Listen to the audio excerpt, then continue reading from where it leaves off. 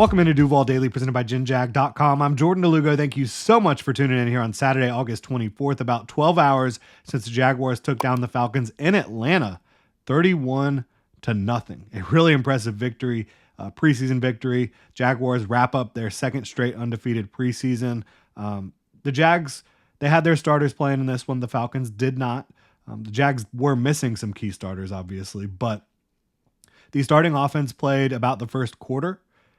2 scoring drives, 2 touchdown drives. I mean, they dominated. Starting defense played the entire first half. Right now, we're looking at the defensive standouts from that performance. We did the full game recap last night. You can go check that out if you want to, obviously. But right now, we're looking at the defense. I asked y'all on Twitter, would you rather see defensive standouts or offensive standouts today? The resounding majority was defense. So defense today. We'll get into offense probably Monday. Got the wife's birthday tomorrow, so probably no show tomorrow. Understandably, I would say. All the FSU fans out there, good luck today. I'm repping my orange and blue. Obviously, Gators not playing, but got to rep the colors. College football getting kicked off today. It's very exciting times. Florida State's playing Georgia Tech in Ireland. Pretty incredible. But getting into these Jaguars defensive standouts here. For me, there's a lot of ways you can start this. I mean, Trayvon Walker and Tyson Campbell were awesome, but I have to give a shout out to my boy, Trevis Gibson. He had a pressure on the very first drive that forced a hold. He's made plays every single week in preseason. And he's a guy that, unlike Josh Hines-Allen or Trayvon Walker, he's not a starter, so he has to play well throughout the ball game. I mean, you saw him make a play in the fourth quarter of this one, but he just brings it. He prevented a big run on the second drive. I mean, he was able to get up to the second level and tackle a runner who was easily going to get a first down if that tackle was not made. So that was a huge play. And then a deflection on third down late in the game. Getting a pressure, getting a deflection. He just continues, and he sets the edge extremely well. You saw that in this game. He's clearly the Jaguars' third best edge player. I think without question, he is that guy.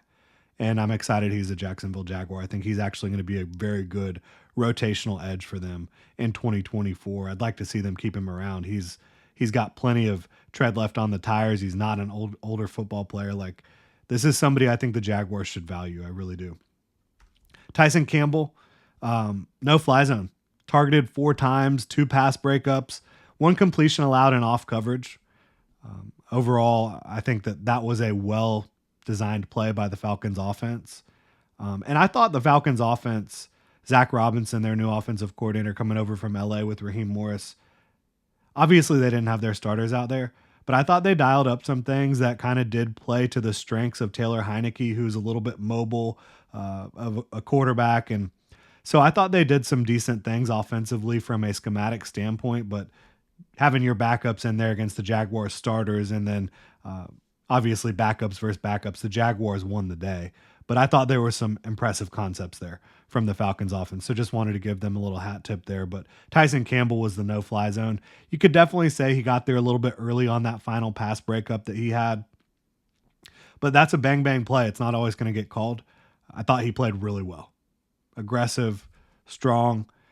They tried to target him a lot for some reason. Like, I don't know why they were doing that, but tried to target him down the field on a 4th down. Good luck with that, with your backups, but Tyson Campbell locked it down. And yes, the Jaguars starting defense did this against backups, but they did exactly what you wanted to see. And I think I was a little harsh on them last night because there was a couple plays here and there, but I think when you look at those plays, they were just well-designed plays by the offense when the starters were out there, Jaguars starting defense. But they honestly looked great overall. Like, they did exactly what you should against backups, didn't allow them to get into the red zone at all. The Jaguars didn't allow the Falcons to get into the red zone, whether it was their starters or their backups, the entire game. Trayvon Walker, I think, was the most impressive player in this football game on the defensive side of the ball for either team. Every drive he was out there, he was making an impact as a rusher. You saw multiple bull rushes that one. You saw a spin counter when Taylor Heineke held onto the ball for just a split second too long. You saw a stunt inside. You saw him beat a double team. He was wreaking havoc, and he should. He is a physically dominant football player going against backups, and that's what it looked like. It really did. Looked like he was going against college players out there. He was incredible. Darnell Savage looked good. I liked seeing him being able to get a pass breakup on an inside route. He was right there on an out route as well and prevented any yak there. So I think that Darnell Savage looked good in his first game action. The one play you want back is that first 3rd and long conversion where the Jaguars, they had 5 people rushing. Falcons picked it up brilliantly. And then Terrell Edmonds blitzed late. I don't know if that was designed or if that's what he just saw something or what. And then Darby had tight coverage, but then like paused for a second, looked like he had a little bit of confusion on the back end. That's the one play you really want back from the starting defense. Other than that, it was really strong. It was. And Mason Smith, he was getting in the backfield quite a bit, had 2 plays where he just got into the backfield quick as anything. So you're continuing to see him make plays and develop. I like that. Obviously, you'd like to see him be able to finish that play on Taylor Heineke. But Heineke, as I mentioned, he's mobile. He's quick. He's the type of guy that can kind of make you miss out there. DJ Coleman, 2 big plays where he was able to affect the backfield. One was a run play. One was a pass rush. There was one down where he didn't get to set the edge, and they picked up a big gain on the left side there. So I think DJ Coleman would like that one back, but overall I thought he played well. Buster Brown had a big pass breakup. I thought that was impressive, playing physical, sitting on a route and getting the pass breakup. That play by Ventrell Miller to prevent a first down on 3rd down and coverage was so impressive. I just love the eyes that Ventrell Miller plays with. Like I think he sees the game really well, and the urgency. He's a very urgent linebacker, and I like that from him.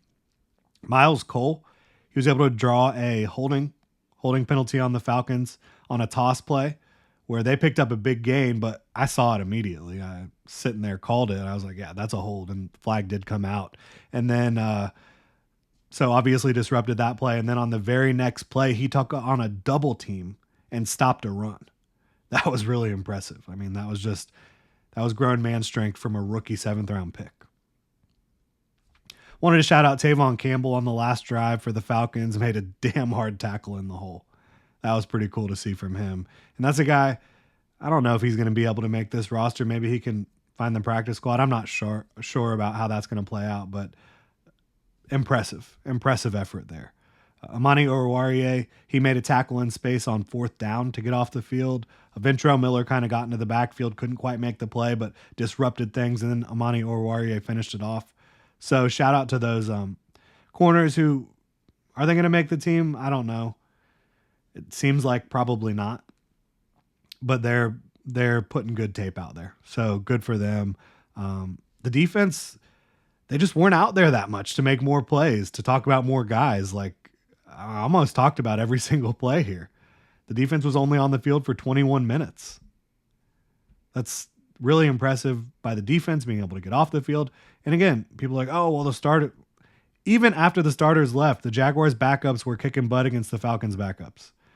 They were. Yeah, that Spencer Brown got a little bit of a running game going, but still, they did not find the red zone at all this entire game. The defense was only on the field for 21 minutes. I thought you continued to see Ryan Nielsen dialing things up on money downs in a big way. Falcons on 3rd and 4th down were a combined 2 of 14. I think they were 1 of 10 on 3rd down and 1 of 4 on 4th down. Again, never got to the red zone. So very impressive performance all around by the Jaguars defense and the offense, which we will talk about, but talking about the defensive standouts here, I thought it was just what you want to see. Yes, the starters played against the backups. We can acknowledge that. We can, but they did their job. The backups came in and did their job as well. So congratulations on a job well done by the Jacksonville Jaguars defense. Now you are 0-0 heading into the regular season. You got a very tough assignment with the Miami Dolphins. We'll see if they're able to continue the momentum that they have built throughout training camp in the preseason, but that's going to do it here. Really appreciate y'all tuning in. If you enjoy the content, please like, subscribe, hit that notification bell. You can also check out genjag.com/shop, pick up some new Duval gear, become a channel member here on YouTube. Y'all have a good one.